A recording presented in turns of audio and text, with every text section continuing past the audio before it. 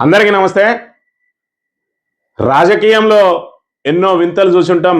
తెలంగాణలో రాజకీయం ఎన్నో రంగులు మారడం కూడా చూసుంటాం. కానీ మరి ఇక్కడ ప్రజల కోసం పార్టీలు పెట్టిన వాళ్ళని చూసినాం, పగతోటి పార్టీలు పెట్టిన వాళ్ళని చూసినాం. కానీ ఆ పగతో పాటు స్వయం ప్రకటిత అమ్మగా గుర్తింపు పొందడానికి పార్టీ పెట్టిన వాళ్ళను మాత్రం ఈ రోజున మరి ఇక్కడ కల్వకుంట్ల కవిత అలియాస్ దేవునపల్లి కవితనే మరి ఇక్కడ చూస్తా ఉన్నాం. నేను తెలంగాణ ప్రజలందరికీ చేతులు జోడించి నమస్కరించి ఒక మాట చెప్తున్నా, హార్ట్ఫుల్గా చెప్తున్నా, నా హృదయాంతరాల నుంచి ఒక మాట చెప్తా ఉన్నా. నేను తెలంగాణలో ఉన్న 3.5 కోట్ల మంది తెలంగాణ బిడ్డలందరికీ ఒక అమ్మగా పరిణితి చెందాలనుకుంటున్నా. రాజకీయ అస్తిత్వం కోసం అధికార కాంక్షతోటి ఇవాళ మరి ఏదైతే ప్రజలకు అవసరమైన సమస్యల పరిష్కారాన్ని పక్కన పెట్టి ఇవాళ ఏదైతే తనకు జన్మనిచ్చిన తండ్రి మరి ఇక్కడ గుర్తింపునిచ్చిన పార్టీని దాన్ని పునాదులు లేకుండా పెకిలిస్తానని చెప్పి పగవంతోటి చేతులు కలిపి ఇలా కూర్చున్న కొమ్మనే నరుక్కుంటున్నటువంటి కవిత మాటలు నిన్న కనుక చూసినట్టు ఉంటే, ఆనాటి కేసీఆర్ వేరు, ఇప్పటి కేసీఆర్ వేరు. హైడ్రాల ఇల్లు కూలిపోతుంటే అన్నా ఎక్కడున్నావురా, వచ్చిండ్రా. రైతులకు వర్ష బీభత్సమై మొత్తం పొలాలు మునిగిపోతే వచ్చిండ్రా. ఆ సారు రారు. ఇక్కడ కేసీఆర్ మీద ఏదో ఒక మూలన కేసీఆర్ బిడ్డ అని చెప్పి ఆమె మీద సాఫ్ట్ కార్నర్ ఉంది కాబట్టి సరిపోయింది. కానీ లేదంటే తెలంగాణ ప్రజలు రాళ్లతోటి తరిమి కొడుతున్నారు. నిన్నటి రోజున కవిత మాట్లాడిన మాటలు చూసినట్టయితే సగటు తెలంగాణ వాదికి మరి ఇక్కడ రగిలిపోతా ఉన్నారు. కానీ కేసీఆర్ బిడ్డ కదా అని చెప్పి ఒకే ఒక్క సాఫ్ట్ కార్నర్ తోటి కూడా మరి సంయమనం పాటించిన పరిస్థితిని అయితే మనం ఇక్కడ చూడవచ్చు. తాను బీఆర్ఎస్ పార్టీ టీఆర్ఎస్ పార్టీ బలోపేతం కోసం ఎంతో పనిచేసిన అని చెప్తున్నా మరి కవిత నిన్న మాట్లాడిన మాటలు చూసుకున్నట్టయితే, గత 20 ఏళ్లుగా తెలంగాణ ఉద్యమంలో నేను పోషించినటువంటి పాత్ర, తెలంగాణ జాగృతి పోషించినటువంటి పాత్ర మీ అందరికీ తెలిసిందే. ఏదైతే ఎడ్ల బండి వెళ్తా ఉంటే ఆ నీడకు కుక్క దాని కిందికి వెళ్ళిపోతుందట. ఆ ఎడ్లు పరిగెత్తిన కొద్దీ ఆ నీడన కుక్క కూడా పరిగెడుతూ ఆ ఎడ్ల బండిని తానే మోస్తున్నా అని చెప్పి అనుకుంటుందట. నిన్నటి రోజున కవిత మాట్లాడిన మాటలు కూడా తెలంగాణ ఉద్యమాన్ని ఉర్రు కలిగిస్తా ఉంటే కేసీఆర్ మరి ఇక్కడ జాగృతి అనే సంస్థతోటి ఒక బతుకమ్మను పట్టుకొని వచ్చి కేసీఆర్ బిడ్డగా ఆమె బయటకు వస్తే మరి ఏదైతే కేసీఆర్ అభిమానులు టీఆర్ఎస్ అభిమానులు తెలంగాణ వాదులు కేసీఆర్ బిడ్డను అనుసరిస్తే తానే తెలంగాణ ఉద్యమాన్ని నడిపినా అని చెప్పి మరి ఇక్కడ పొంగింది నిన్న కవిత. మరోవైపు చూసుకున్నట్టయితే, ఆనాడు పరిపాలించిన కుటుంబంలో ఒక భాగమైనందుకు నేను సిగ్గుపడతా ఉన్నాను. తెలంగాణ ప్రజల్ని క్షమించమని కూడా కోరుతా ఉన్నాను. కేసీఆర్ కుటుంబంలో భాగస్వామిని అయినందుకు సిగ్గుపడుతున్నా అన్నది మరి ఇక్కడ సిగ్గుపడితే ఇలా కల్వకుంట్ల కవిత అనేది మరి రాజకీయంగా ఎదగడం కోసం ఏదైతే కల్వకుంట్ల పెట్టుకున్నావో మరి నీ భర్త ఇంటి పేరును దేవునపల్లి కవితగా పెట్టి ఎందుకు పార్టీ పెట్టలేదు అని చెప్పి కూడా మరి ఇక్కడ అనేక రకాలైనటువంటి విమర్శలు వినిపిస్తా ఉన్నాయి. మరి పురాణాల నుంచి చూసుకుంటే మరి ఈ నిన్న మొన్నటి వరకు జరిగిన వివిధ పార్టీల రాక కనుక ఒకసారి బేరేజ్ వేసుకుంటే పురాణాలలో శూర్పనక్కను చూసినాం. శూర్పనక్క చేయబట్టే వాళ్ళ అన్నదమ్ములు ఆ రాజ్యం సర్వనాశనం అయిందని చెప్పి చెప్తా ఉంటారు. అదే విధంగా మరి ఇక్కడ ఆంధ్రలో చూసినాం, జగన్ చెల్లె కూడా శూర్పనక్కలా మారి జగన్ ఓటమికి కారణమైంది అని మరి మళ్ళీ ఇక్కడ ఒక శూర్పనక్క తయారైంది. నేను బీఆర్ఎస్ ఓటమి కోసమే ఇక్కడ ప్రయత్నం చేస్తా ఉన్నాను. నిన్న రోజున ఆద్యంతం ఆమె మాట్లాడిన మాటలు కనుక చూసినట్టయితే అధికార పార్టీని కానీ కేంద్రంలో ఉన్న అధికార పార్టీని కాకుండా కేవలం కేసీఆర్ ను కేటీఆర్ ను హరీష్ రావును టార్గెట్ చేసుకొని విమర్శలు చేసింది. మరి ఇక్కడ కల్వకుంట్ల కవిత అలియాస్ దేవునపల్లి కవితను ఆమెను శూర్పనక్క తోటి పోలిస్తే శూర్పనక్క కూడా అవమానపడుతుంది. ఎందుకనంటే శూర్పనక్క ఎక్కడ కూడా మరి తన అన్నదమ్ములను అధికారం కోసం ఆమె రోడ్డున పడేయలేదు, అధికారం కోసం వాళ్ళ మీద పగ తీర్చుకోవాలని ప్రయత్నం చేయలేదు. ఏదైతే మరి శ్రీరాముని తోటి అదేవిధంగా లక్ష్మణుని తోటి అవమానపడ్డదు, ముక్కు చెవులు కోస్తే ఆ ఇగో ఫీలింగ్ తోటి ఆ పగ తీర్చుకోవడం కోసం అన్నదమ్ములను ఆ యుద్ధంలోకి లాగింది.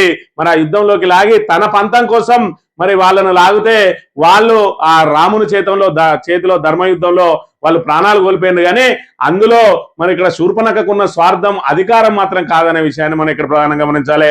ఇక షర్మిల విషయం చూసుకున్నట్టయితే షర్మిల మరి ఏదైతే జగన్ మీద మరి తిరుగుబాటు బావుట ఎగరేసింది, కానీ రాజశేఖర్ రెడ్డిని పల్లెత్తు మాట కూడా అనలేదు. పైపెచ్చు రాజశేఖర్ రెడ్డిని ఒక దేవునిగా అభివర్ణించింది.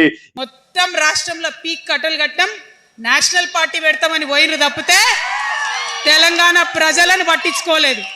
ఆయన మన కేసీఆర్ కాదు, మారిన కేసీఆర్, మరబొమ్మ లాంటి కేసీఆర్. ఇవాళ యావత్ తెలంగాణ సమాజం బాపు కేసీఆర్ అని చెప్పి తెలంగాణ జాతిపితగా కొలుస్తున్నటువంటి కేసీఆర్ కడుపున పుట్టినటువంటి కవిత ఇవాళ ఆయనను అవహేళన చేస్తా ఉన్నది, మర మనిషి అని చెప్పి మాట్లాడుతూ ఉన్నది అని అంటే సగటు తెలంగాణ వాది రగిలిపోతా ఉన్నాడు. ఇవాళ నిజంగానే కల్వకుంట్ల కవిత అలియాస్ దేవునపల్లి కవిత కనుక మరి కేసీఆర్ కు బిడ్డ అనే సాఫ్ట్ కార్నర్ లేకపోతే నిజంగా కూడా మరి రాళ్లతోటి కొట్టి చంపుదురు కవితను అనే దానిలో ఇందులో ఎలాంటి సందేహం లేదు. నువ్వు రాజకీయంగా ఎదగాలనుకుంటే ఎదుగు, నువ్వు పార్టీ పెట్టాలనుకుంటే పెట్టుకో. ఇవాళ ఏదైతే తన తండ్రి పెట్టిన టిఆర్ఎస్ పార్టీ పేరునే మళ్ళీ టిఆర్ఎస్ గా పెట్టుకోవడం తప్ప నీకు కొత్తగా గుర్తింపు కోసం ఏదైనా ఒక పార్టీ పేరు పెట్టుకోలేని దద్దమ్మ కవిత ఇవాళ ఏదైతే బీఆర్ఎస్ ను దెబ్బతీయడం కోసమే రంగంలోకి దిగిందనేది మరి ఏ శత్రువు నిన్ను ప్రేరేపించిండు, ఏ శత్రువు నిన్ను వెనుకుండి నడిపిస్తా ఉన్నాడు. రాష్ట్రంలో కల్వకుంట్ల కవిత గారు కొత్త పార్టీని స్థాపించిన విషయం మనందరికీ తెలిసిందే. రాజ్యాంగం వారికి కల్పించిన హక్కు అది. వారు రాజకీయ పార్టీని కేవలం బీఆర్ఎస్ పార్టీకి వ్యతిరేకంగానే కేసీఆర్ గారిని ఓడించడానికే పెట్టినట్టుగా అనిపిస్తూ ఉంది వారి ప్రసంగాన్ని వింటూ ఉంటే.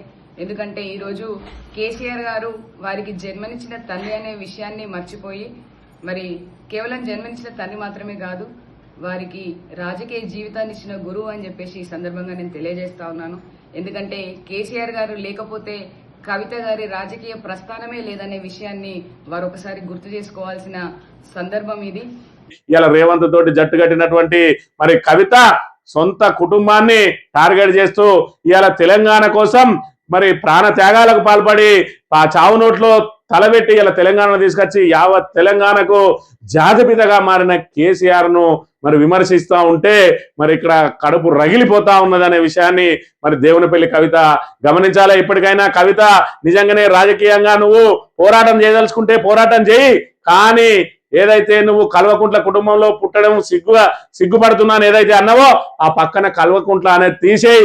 ఇవాళ నీకు పెళ్లి అయింది, మన ఆచార వ్యవహారాల ప్రకారం మన ఇంటి పేరు మారుతుంది, నువ్వు దేవునిపల్లి కవిత అని చెప్పి పెట్టుకొని జనాలకు ఇవాళ కేసీఆర్ బిడ్డ అనేది కనుక పక్కకు జరిగినట్టు అంటే నీకు గుర్తింపు కాదు కదా, నీకు ఉన్నది గుండు సున్నా అనేది ఒకసారి ఆలోచన చేసుకో.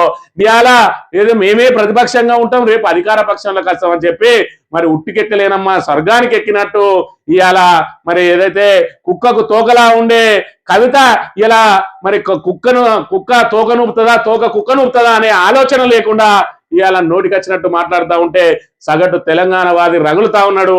మరి ఇక్కడ కవిత ఉద్దేశం ఏందో నిన్నటితో అర్థమైపోయింది. ఇప్పటికే మరి ఇక్కడ ఒరిజినల్ డూప్లికేట్ అని చెప్పి మరి కొన్ని వస్తువులను ఏదైతే ప్రమోట్ చేసుకోవడానికి ఈ విధంగా పెట్టుకుంటారు. కోల్గేట్ కు కూల్గేట్ అని, బిస్లరీకి బ్రిస్లీ అని అనేక రకాలైన నకిలీలు వస్తూ ఉంటాయి. మరి మనం మార్కెట్ లో చూసుకున్నట్టయితే ఇప్పుడు కిన్లీకి వాటర్ బాటిల్ దగ్గర పోతే కిల్బీ అని ఉంటది, ఇటనే కోల్గేట్ పోతే కూల్గేట్ అని రకరకాల నకిలీ వస్తువులు వస్తాయి. అదే విధంగా ఇలా నకిలీ టీఆర్ఎస్ పుట్టింది. మరి ఇక్కడ కానీ ఏ నకిలీ వస్తువు కూడా ఇవాళ కోల్గేట్ వచ్చినా బ్రిస్లీ వచ్చినా ఈ బ్రాండ్ మాత్రం దెబ్బతీయలేకపోయినాయి. అదే విధంగా నువ్వు కూడా మరి ఏ మాత్రం బీఆర్ఎస్ ను దెబ్బతీసే అవకాశం ఉండదు. మరోవైపు చూసుకున్నట్టయితే మకల పుట్టింది పబ్బల పోతుంది అన్నట్టుగా షర్మిల కూడా పెట్టింది నీలాగానే. మీ డ్రెస్సు సెన్సు మీ మైండ్ మెంటాలిటీ అంతా కూడా సేమే. మరి ఇంకొక విచిత్రమైన విషయం ఏంటంటే మీ ఇద్దరు భర్తల పేర్లు కూడా సేమే. అనిల్ కుమార్లు మరి ఆమె పెట్టింది జగన్ కు వ్యతిరేకంగా పార్టీ పెట్టింది వైఎస్ఆర్ టీపీ అని పెట్టి మరి సాప చుట్టేసి కాంగ్రెస్ లో చేరింది. ఇక నువ్వు కూడా 4 రోజులు మరి ఏదైతే తాటాకు సప్పులలాగా ఊపి రేపటి రోజున నువ్వు కూడా మరి ఖచ్చితంగా ఏదైతే నీ పార్టీని మడత పెట్టుకొని పోక తప్పదు. ఇవాళ నువ్వు శూర్పణఖ కంటే అధ్వానం. నిన్ను శూర్పణఖతోటి పోలిస్తే శూర్పణఖ కూడా మళ్ళీ ఆత్మహత్య చేసుకునే అవకాశం ఉంటది. పోనీ షర్మిలతోటి వద్దామన్నా కూడా కన్న తండ్రే నువ్వు ఇవాళ అన్నన్ని మాటలు అన్నవే. ఇవాళ షర్మిల కంటే నువ్వు అధ్వానం అని చెప్పి దీని ద్వారా తేడతెలమైంది. ఇప్పటికైనా ఒక ఆలోచన చేసుకోవాలి. తెలంగాణ రాష్ట్ర సాధన కోసం చేసిన పోరాటంలో ఎడ్ల బండి కింద పరిగెత్తిన కుక్క పాత్ర నీదనేది గుర్తుంచుకోవాలని చెప్పి మరి సగటు తెలంగాణ మరి పౌరునిగా నిన్ను హెచ్చరిస్తా ఉన్నాం. దేవునపల్లి కవిత మరి ఇక్కడ స్వయం ప్రకటిత అమ్మగా కవితమ్మ అని చెప్పి ఏదైతే నామకరణం చేసుకున్నా ఉన్నదో, ఏదైతే జయలలితను అమ్మ అని చెప్పి పిలుస్తారు తమిళనాడులో, అదేవిధంగా మరి ఇక్కడ ఏదైతే మాయావతిని బెహెన్జీ అంటారు, అదేవిధంగా మమతా బెనర్జీని దీది అంటారు.